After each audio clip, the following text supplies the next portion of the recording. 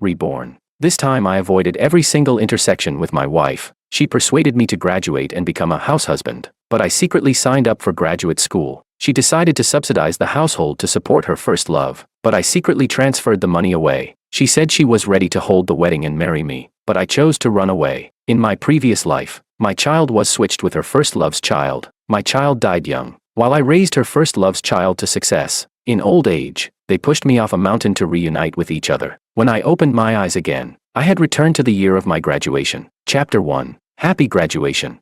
Suddenly, my hands were stuffed full of pots, pans, and dishes. I was dazed, and everything clattered to the ground. The woman in front of me instantly darkened her expression. "Justin, what are you doing? These are the kitchen supplies I worked so hard to prepare for you too. They're perfect for you to use." Robin's mother kept scolding me endlessly, pointing her finger at me, but I was still immersed in the overwhelming joy of rebirth. Counting the days. Today was the last day for graduate school registration. "Did you hear me? How can you take care of my daughter if you act like this?" At the mention of Robin, a graceful silhouette flashed across my mind. In my past life, I always thought it was my luck to have pursued and won her. She was beautiful. Her grades ranked among the best in school, and because she loved dancing, even casual practice could get her into the provincial team. She loved writing songs, and even a casual tune she wrote could become popular with the public. Now she wanted to be a doctor, and was immediately recognized by a senior professor in the medical field, who took her as his last disciple. Everyone envied that I had a marriage contract with her, that she actually liked me. Only I knew that she was a selfish and rotten person. Thinking of what she had done in the previous life, I clenched my fists, forced down my disgust, and smiled as I said, "Please go back first. I have something to do, so I'll leave now." Without caring about her calling me back, I immediately sprinted toward the internet cafe at the school gate. When my roommates saw me quickly opening the graduate school registration system, they were shocked and asked if I wasn't planning to be a house husband. I smiled and replied, "This is the great era of reform and opening up. How can I trap myself in a small family? Contributing to the country through graduate studies is what I should do."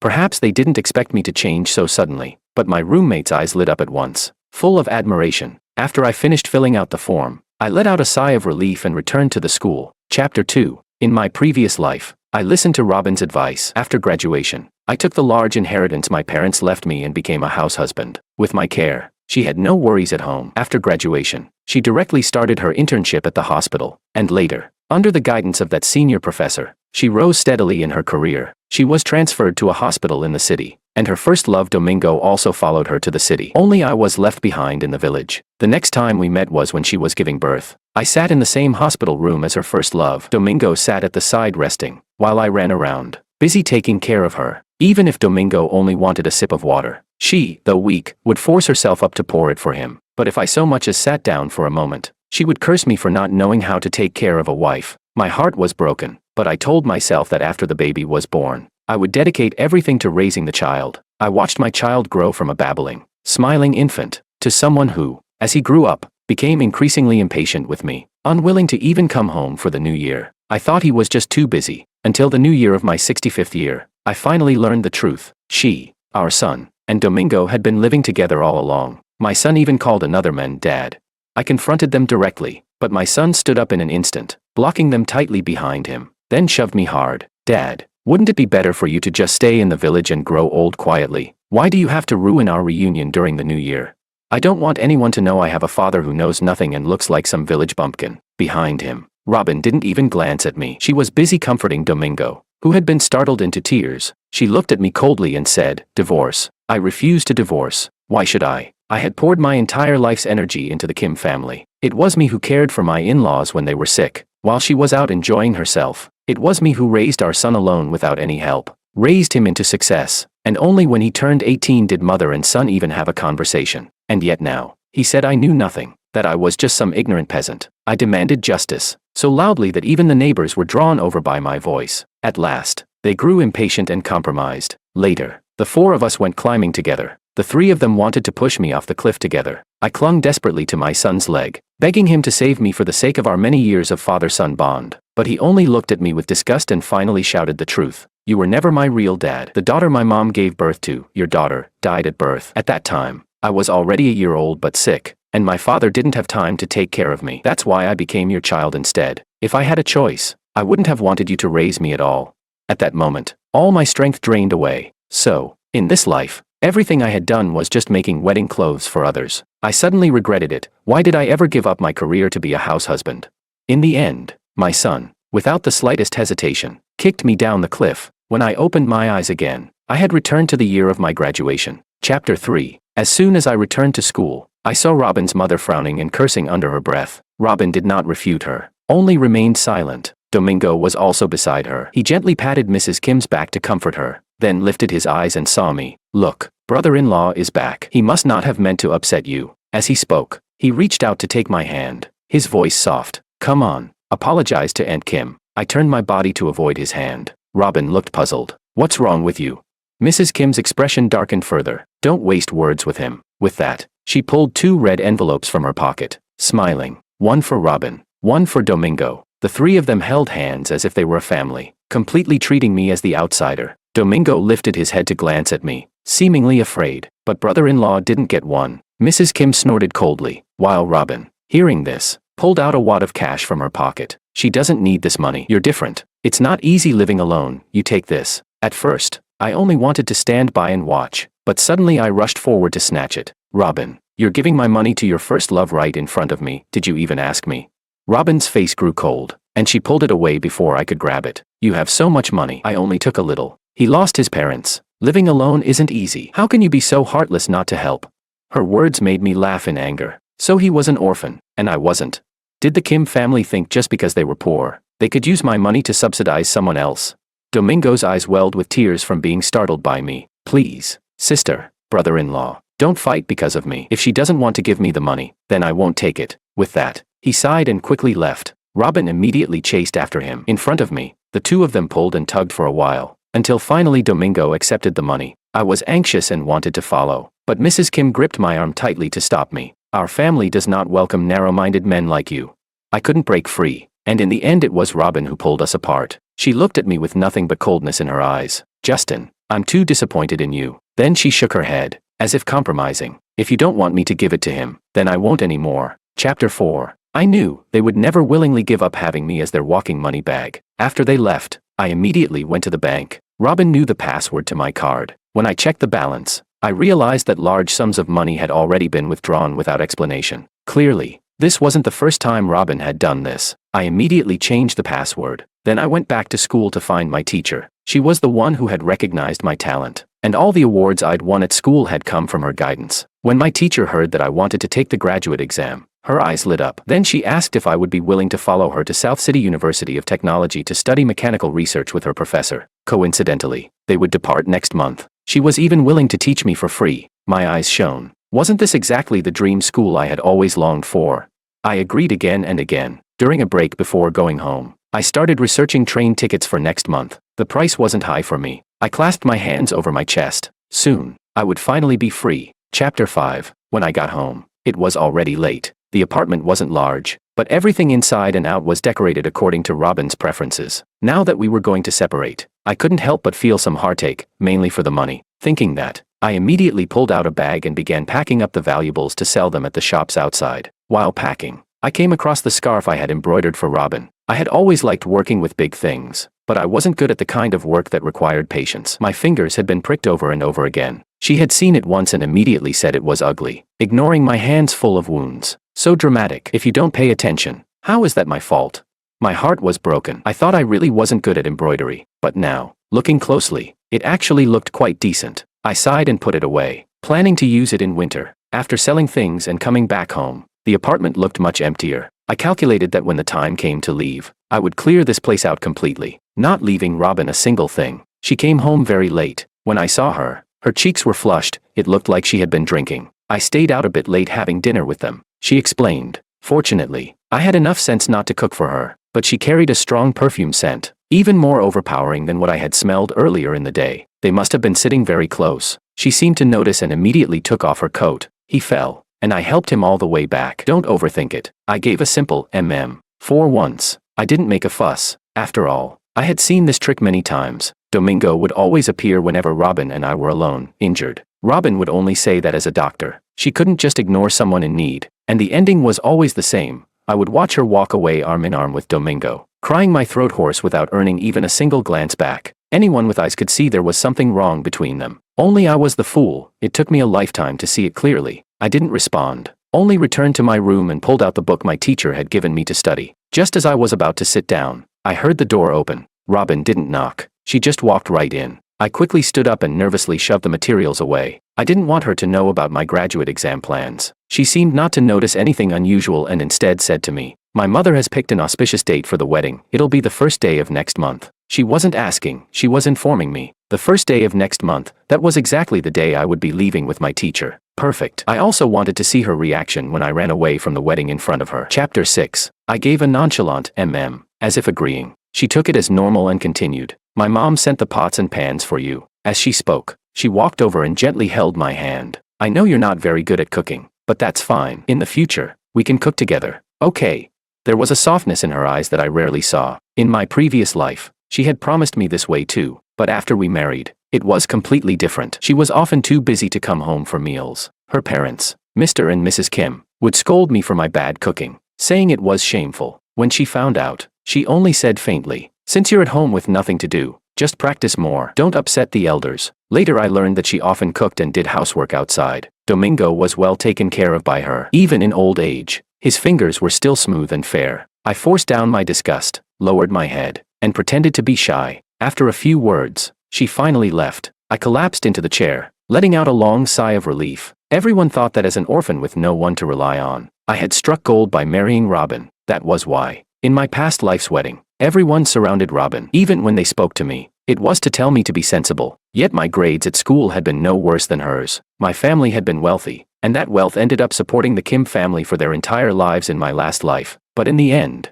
the only honor anyone gave me was being known as the man who married Robin Kim. This time, I don't want such a title. I want to live for myself. Chapter 7. By the day before, I had already sold everything in the apartment that could be sold. Robin rarely came home and normally didn't care about the apartment, so she hadn't noticed anything missing. She left all the wedding planning to her mother, except for this day, when she asked me to meet her at the bridal shop. When I arrived, I saw Robin sitting outside waiting. Just as I walked up, the curtain in front of me opened. It was Domingo. He was wearing a slim-fit white suit, smiling brightly. "Look, doesn't this suit look?" His voice cut off abruptly. Robin looked up, saw me, and immediately explained, "Domingo was just kindly trying on the suit for you. Don't take it the wrong way. You study engineering. Of course you don't have the same sense of aesthetics as someone who studied design like him." But Domingo had on full makeup and had specially styled his hair. He clearly wasn't just trying it on for me. Seeing me silent, Domingo put on a look as if he were about to cry. Robin casually grabbed a suit and handed it to me. It was a gray suit, the style I hated most. I refused, but she forcibly pushed me into the fitting room. "Be good." Domingo wore this, and it looked great, but I was stronger than him, and the suit didn't fit at all. Even the store clerk suggested changing to another one. I had no choice but to change out. Yet when I was pulling off my pants, they caught on my underwear, and the underwear slid down too. Unexpectedly, Robin suddenly came in. Startled, I covered myself immediately. Even though we had been husband and wife in my previous life, in this one we were still innocent. But she was indifferent. "What's there to be shy about? You'll have to show me sooner or later. Let me see why it doesn't fit." She strode up to me, first yanking my pants back on, then pulling hard at the suit jacket to force it closed. I took a deep breath, but it squeezed me so tightly I couldn't breathe, almost crying from the pain. I can't breathe." A sharp pain suddenly came from my back. I felt a chill. The clerk entered and cried out in shock, "There's blood. Are you crazy? If it doesn't fit, why force him to wear it?" I had injured my back earlier while moving furniture, and now the wound was torn open again. The pain nearly made me sob. Domingo, drawn over by the commotion, pretended to want to help, but he didn't close the curtain. Yet I was in too much pain to care about dignity. In front of them all, with the clerk's help, I shakily took it off and put my own clothes back on. Robin seemed to finally have some conscience, forcefully supporting me to get a taxi and taking me to the hospital for bandaging. My tears wouldn't stop, but inside, I felt calm. Even the doctor was shocked at my condition, carefully cleaning my wound and sternly scolding Robin. What kind of girlfriend was she? She kept her head lowered, silent, as if guilty. In the end, Robin held my hand and said faintly, "I'm sorry. I just thought it looked good. That's why I insisted you wear it. Tomorrow, I'll definitely get you a bigger one." "Okay." But even now, she only compromised a little. She still wanted me to wear that suit I hated. Quietly, I wiped away my tears and said gently, "All right." Robin instantly lifted her head, smiling brightly. "Great. I knew you wouldn't make a fuss about it." Of course it was great. After all, I didn't care about this wedding at all. tomorrow, the messier, the better. Chapter 8. But whatever guilt Robin felt vanished the moment we got home and saw Domingo. He was squatting at the doorway of my apartment, crying. I got kicked out by my landlord. The money you gave me, I couldn't pay up. But Robin's first reaction was to look at me. You changed the bank password. My heart went cold, and some suspicions slowly surfaced in my mind. What do you mean by that? Robin shook off the hand she had been using to support me and questioned me. Why didn't you tell me you changed the password? Domingo was waiting for the money to rent a place. What does his rent have to do with me? That money was left to me by my parents. I was furious. So Robin really had been giving my money to Domingo to rent a house. No wonder in my last life, no matter how carefully I saved, by old age I couldn't withdraw any large amount. It seemed it had been taken this way back then too. One bank card, sucked dry by her whole family. Domingo leaned on the wall, slowly standing up, his red swollen eyes turning toward me. What are you saying? Your money is Robin's money too, isn't it? She only helped me out because she felt sorry for me. It was always in your name that she gave it. I sneered. What use was that so-called name? I walked up to him and stood firmly in front of him. It has nothing to do with me. This is you stealing my money. Give it back. Domingo cried even louder. I don't have anything to pay you back with. As he cried, he threw himself into Robin's arms. Just as I was about to explode, a neighbor poked their head out and cursed. If you want to fight, do it inside. For the sake of face, Robin quickly agreed and pulled us into the apartment. Once the door was closed, she hugged Domingo and comforted him for a long while. In the end, against my will, she forced Domingo to stay in my room. I stayed silent, sitting in the living room for a long time. When she came out, she sat next to me. Why is your room so empty? I raised an eyebrow, a little surprised she had finally noticed, and lied. It's nothing. I just tidied up. Just now, I wanted to borrow some of your clothes for Domingo, but I couldn't find any. I laughed bitterly. No wonder. Good thing I had already packed everything. I stood up, ready to grab bedding and sleep in the living room. She grabbed my hand. Domingo's had it rough. Tomorrow I'll have him leave. All right. We're all adults here. Don't be so petty. I sneered. Then use your own money to help him. What does it mean to use mine? If you really think he's had it rough, then help him pay me back. I held out my palm toward her. Robin instantly flushed with anger. You're truly unreasonable. With that, she stormed back into the room. I was happy to have some peace. I pulled out a blanket and made a bed on the living room floor. Just thinking of seeing Robin embarrassed tomorrow filled me with joy. Chapter 9. At 5 in the morning, we were all up. Domingo, looking like he wanted to atone for something, volunteered to take on the duties of best man, running around helping me get ready. But no matter the hairstyle or the makeup, nothing matched me at all. I looked at the lavish suit he wore, even more extravagant than mine. His makeup more delicate than mine. Any outsider would think he was the groom. Mrs. Kim wanted everything to be simple, so Robin and I were to leave from the apartment together. Just before we stepped out, Robin's face turned dark. She grabbed my hand and asked, "Why did you secretly sign up for the graduate exam?" I was a little surprised but forced myself to stay calm. Did you get it wrong? Robin pulled out her phone and opened a message for me to see. Isn't this you? Justin, on graduation day you suddenly ran off to the internet cafe, wasn't it for this? Her grip hurt my hand, and I struggled. So what if it was? Why do you think you can control where I go? You're not allowed to go. In your dreams. Seeing this, Domingo hurried to mediate. Don't do this on such a big day. Brother-in-law. Really, if you want to take the exam, then take it. Why keep it from Robin? And besides, didn't you promise after graduation that you'd take good care of her? Why are you doing this? I shot him a sideways glance, my voice cold. If you want to take care of her, then you do it. My harshness made Domingo tremble. He stood in front of Robin. Tears pooled in his eyes as he lifted his head, looking at Robin with anticipation. But Robin didn't even glance at him. Her eyes stayed fixed on me. It's fine. When the time comes, we'll go together. As husband and wife, of course we should be side by side. She suddenly calmed down, turned, and grabbed my hand. The moment we stepped out, her radiant smile returned. Domingo wanted to say something and tried to sit next to Robin, but she pushed him away. Take the next car. Domingo blinked. But didn't we agree? Robin's tone turned icy. Don't waste time. Domingo didn't dare argue with her. After getting out of the car, he glared at me angrily before reluctantly climbing into the next one. I decisively closed the back door and sat in the front passenger seat. Through the rearview mirror, I saw Robin's fists clenched tight. Whenever she was nervous and uneasy, she was always like this. I suddenly felt like laughing. Robin, what is it that makes you so uneasy?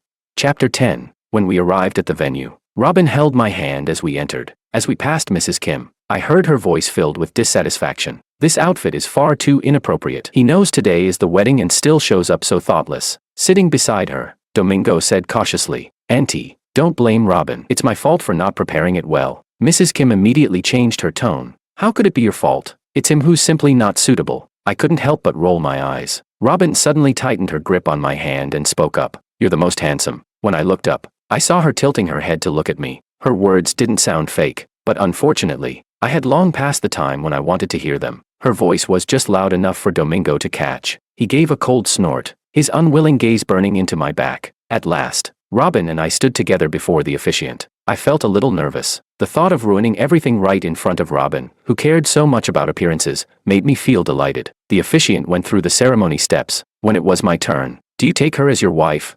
I do not. As soon as the words left my mouth, the hall erupted in shock. Robin's eyes widened in disbelief, as if something had shattered inside them. You misspoke, didn't you? Not at all. I smiled at her, then snatched the microphone from the officiant. Today's groom is someone else. At that moment, the video I had prepared began to play. On the screen were all kinds of intimate moments between Robin and Domingo. Everyone thought Robin treated me well, that she was universally recognized as the perfect wife candidate. I pulled the completely dumbstruck Domingo onto the stage. Look at him, his outfit is more lavish than mine, his makeup more refined than mine. If he's not the groom, then who is? The guests below immediately began whispering. My God, who couldn't see this coming? Unbelievable. Robin Kim still tangled up with her first love. The video happened to show the moment the two of them kissed in a classroom. The ambiguous sounds filled the hall. Mrs. Kim panicked and shouted, "Turn it off, quickly, turn it off." But no one listened. While everyone was still stunned, I slipped on running shoes and dashed out. By the time Robin came to her senses and tried to chase after me, the security guards blocked her way. It was useless. The planner Mrs. Kim had hired happened to be an old friend of my father's. Once they knew it was me, they contacted me in advance. So everything today had been arranged with their help. Mrs. Kim had no way of catching me. Once I left the banquet hall, I immediately got into the car they had prepared and drove away. A new life. Here I come. Chapter 11. In my previous life, under Robin's discipline, I became sensible, numb. Even when I won major engineering awards in college, in her eyes they were nothing special. She said, "What's the use of studying engineering? In the future, you'll still have to obediently stay home and take care of the kids for me." Unlike Domingo, who studied design, understood aesthetics, worked fast and well, and could directly contribute to the household. So I felt inferior, sensitive. I even tried to study design, but in the end, it only made me a laughingstock. Even the technological construction I was good at, I never picked it up again. Fortunately, heaven had mercy and gave me a chance to start over. Living another life, I could see everything more clearly. My life should have been rich, diverse, and colorful. I could pursue a master's, a doctorate, delve deeply into the technological construction I was skilled at, and someday contribute to my country. Holding my bundle of belongings, the more I thought, the happier I felt. This sense of independence and freedom was something I had never known in my past life. When we reached the station, I accepted the train ticket from my teacher's hand and boarded with her. Watching the scenery retreating in the distance, I felt my heart completely relax. The journey to South City was long, but fortunately we had bought sleeper tickets. After a full day and night, we finally arrived at our destination. After a day of rest, I invited my teacher and her professor out for a meal and bought some small gifts for the professor. I had worried I would feel cramped and uneasy, but perhaps because I had lived one life already, I faced the professor with calm, speaking confidently and freely. His eyes were full of appreciation, which only made me more poised and self-assured. In the end, we exchanged contact information. After that, we entered the intense preparation phase for exams. On the day before school started, in South City, I met Robin again. Chapter 12. I hadn't expected her to actually follow me all the way to my new rental place. Just as I was about to close the door, it was suddenly blocked. Startled, I instinctively braced myself, then looked up and saw her. It's me. She looked much thinner, unkempt, travel-worn, utterly disheveled. I finally found you. Her eyes were heavy, her rims red. Why did you run off here without listening to a single explanation? You made me search for so long. A chill crept through me. Countless thoughts flashed through my mind. I couldn't imagine how she had found me. Perhaps because I looked so guarded. She explained, "You happened to go buy books at a bookstore. One of the part-time staff there is my friend, who also came here for graduate studies. Otherwise, I might have spent my whole life searching inch by inch and never found you." I let out a breath, still leaning against the door, with no intention of letting her inside. "All right, can you stop being angry now? Let me in." Dragging her suitcase, she tried to push her way in. I blocked her even more firmly. "No need. I think I made it clear at the wedding, I don't want to marry you. And now I'll add one more. I don't even want to see you leave." But Robin refused to believe it. "You were just jealous seeing me with Domingo. It was all a misunderstanding. Can't you let me explain?" I sneered. "There's no misunderstanding. 1. He's had it rough, and you take care of him inside and out. What's there to misunderstand? I kept going. I don't like gray suits, and I don't like the overpowering perfume on you. Her mouth opened, but no words came. Her face turned pale. She probably thought she had hidden it well, always taking off her coat before entering, tossing it into the room before coming out again, but the scent of perfume had already soaked her whole body. At last, her hands trembled as she shook her head again and again. It's not like that. I ignored her. While she was dazed, I slammed the door shut. Just then, a message from my teacher came, asking how preparations were going for tomorrow's enrollment. Of course I was fully prepared. Then, from my teacher's words, I learned, these past months, Domingo, Mrs. Kim, and Robin Kim had not lived peacefully, because Robin and Domingo's scandal had exploded. The entire city knew. Her professor decided to suspend her internship. Mrs. Kim, upon hearing, was so enraged she was hospitalized. Domingo, wanting to prove himself better than me, volunteered to take care of Mrs. Kim, but under Robin's care, he turned out to be utterly useless in daily life. He gave Mrs. Kim undercooked beans, or forgot medical instructions and had her take all her pills in one day. What should have been a 2-week recovery dragged on for 2 months. In the end, Mrs. Kim grew extremely dissatisfied with Domingo and instead began to miss my reliability. Later, when they ran out of money, they turned their eyes toward the apartment's belongings. But to their surprise, after rummaging through everything, they found nothing. When they asked the landlord, they learned that aside from the kitchen pots and pans, everything else had originally belonged to her. When I heard this, I couldn't help but feel delighted, just as it should be. Chapter 13. After completing my enrollment, I followed the professor to begin research in technological construction. In my previous life, I never had the chance to fully realize my ambitions. In this life, I wasn't willing to waste even a second. So apart from eating and sleeping, I spent all my time in the research lab or out on assignments. When I saw Robin again, I hadn't expected her to appear in the campus infirmary. After several days of non-stop work, my head was spinning, and at the first sight of her I instinctively tried to run away. Robin immediately put down what she was holding and chased after me. Don't go. Okay. Actually, I've always known you were studying here. I just didn't dare disturb you. I kept thinking, if you ever needed something, then I'd have the chance to show up. Her words sounded deep and affectionate. Disgusting. I tried to shake off her hand. I think an off-campus hospital would be more appropriate, but she forcefully pulled me back for a checkup, and when it seemed serious, she carefully hurried me toward a hospital outside the school. I never imagined that she would have a day where she cared about my physical condition this much, but it was far too late. I had no strength left, so I could only let her take me for tests. In the end, I even watched as she gritted her teeth and pulled out a handful of small bills to pay the medical fee. Without me, she had grown poorer and poorer. Before, she never once had to grit her teeth to pay for anything. Afterward, she carefully sat at my side to feed me medicine. Watching the nurse put me on an 4-drip, she held my hand and said solemnly that she only liked me, that it was only because she had been confused that she did those things with Domingo. She said she would never do it again, that she would only act for me from now on. Even the nurse, overhearing, spoke up. You should forgive your girlfriend. She's a good-looking girl, and she seems like a good person too. Where else could you find someone like that? Yes, someone this rotten really is hard to find. I spoke faintly, without emotion. The nurse froze, then left in silence. The smile on Robin's face flickered for only a moment before vanishing again. After a long time, she only whispered one thing. I'm sorry, really, I just need you to give me one more chance. She grabbed my hand again. I was utterly fed up. I frowned and looked at her. Please, just get lost. Then I pulled 100 yuan from my pocket and shoved it into her hands. This isn't just enough for the medical bill, it'll cover your expenses for a while. Isn't it money you're after? Since you took care of me, I'll spare you a little charity. Robin opened her mouth, but it took her a long while to form words. Is that really how you see me?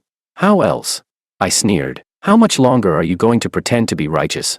Fraud. My words made her face flush red. She stood up and sat down again over and over. I ignored her, turning my head to the side. At last I heard her say, I will prove myself. Then she sat down completely, refusing to leave no matter what. I chose to close my eyes and recover. Chapter 14. As things were wrapping up, I sent a message to my classmates telling them I had taken leave to see a doctor. I hadn't expected that once they found out, they would all rush over to the hospital to see me. The group crowded in at once, pushing Robin aside into the next bed, and started chattering around me, asking how I was doing. I smiled, shook my head, and told them I was fine. An old acquaintance brought me here. Only then did their eyes flick briefly toward Robin. In the end, not one of them smiled at her. They all turned their heads right back to me. So this is the crazy ex-girlfriend you mentioned? TSK. She really does look every bit the manipulative woman. She won't meet a good end in this life. Robin, flustered, tried to argue back, but each time she spoke, my classmates shut her down sentence by sentence. Watching everyone around me stand by my side, speaking up for me, I felt deeply moved. In my previous life, I had been cautious and diligent all my life, yet isolated all my life. Even the way I died had been disgraceful. Wasn't the bullying of my past life still bullying? Robin saw that I gave no response. At first she was flustered, wanting to explain, but in the end she deflated completely. Chapter 15. Robin insisted on staying on as the school doctor. As detestable as she was, for someone of her medical talent to remain here as just a school doctor was truly a waste. Her professor had come looking for her many times, but she rejected him each time. She said she wanted to stay here in a tone. I was utterly disgusted. After returning from the hospital, she would leave fruit and snacks outside my dorm room every day. All were things suitable for me to eat at the time. I never accepted any of it. All of it I gave to the dormitory auntie. And so we remained at a stalemate for a month. Then Domingo appeared. He showed up limping near our school, wandering around, asking anyone he saw where Robin was. Lately, Robin herself had been holding her stomach, unable to look me in the eye. I noticed the slight swell of her belly, surely already 3 months along. Counting the days, it matched exactly the time when Mrs. Kim had been hospitalized. I was utterly revolted. Upon realizing this, I immediately and anonymously told Domingo. After he learned, he rushed straight to the campus gates. The two of them argued and tugged at each other outside school. I happened to be waiting for my takeout nearby, watching as Domingo wept and shouted, "I don't care, you're carrying my child. My leg was ruined from looking for you. You must take responsibility for me." Robin noticed my gaze and turned toward me, as if pleading for help, but it had nothing to do with me. When my food arrived, I picked it up and left without a backward glance. Later, I saw a new school doctor in the infirmary. It turned out Domingo, at his wit's end, had gone to our principal and begged him to dismiss Robin so she could take care of him instead. The matter gave the principal a headache, but since the school doctor's position was never considered very important, he waved his hand and agreed. Later, I heard that Robin had been forced to marry Domingo after returning home. Even when her professor came knocking, Domingo turned him away every time. He was afraid the woman he had finally trapped would run away. In the end, with no choice, Robin gave birth and could only find work near home. She lived her whole life in mediocrity. Meanwhile, after graduation, I did not hesitate to devote myself to the construction of my country. When I finally returned home at the age of 30, I was laden with honors. On the street corner, I happened to glimpse a woman sweeping. She looked young, yet her back was hunched, her whole appearance worn and old. I hadn't expected that would be my last sight of Robin. Some time later, a fire broke out in a shabby residential block. I only learned in casual conversation with colleagues that the people involved were Domingo and Robin. The two, after years of disharmony, perished together. I could only sigh with a trace of pity. The world is unpredictable indeed.